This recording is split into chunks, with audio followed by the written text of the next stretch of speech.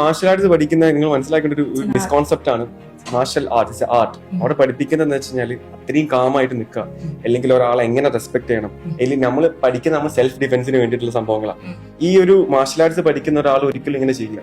അങ്ങനെ ചെയ്തിട്ടുണ്ടെങ്കിൽ അവന്റെ കോച്ച് അല്ലെങ്കിൽ അവനെ പഠിപ്പിച്ച ആള് is not a coach, maybe അങ്ങനെ ആയിരിക്കാം.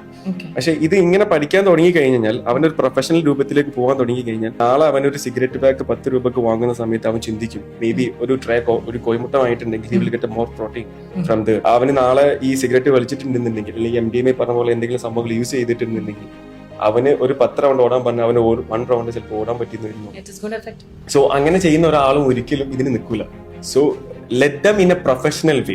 ഒരു അത്ലറ്റ് അവളുടെ ലൈഫ് സെറ്റ് ആവും, അവളുടെ ഉമ്മാക്കും ഉപ്പാക്കും പ്രൗഡായിട്ട് പറയാം, എന്റെ മോൻ ഇന്നൊരു അത്ലറ്റ് ആണ്, ഇന്ന സംഭവത്തിലേക്ക് പറയാൻ പറ്റും. സോ ആരൊക്കെ ഉണ്ടോ ലെറ്റ്സ് സ്റ്റാർട്ട് മാർഷൽ ആർട്സോ എന്തെങ്കിലും ഫിറ്റ്നസ് ആയിട്ടുള്ള എന്തെങ്കിലും ഒരു ആക്ടിവിറ്റി.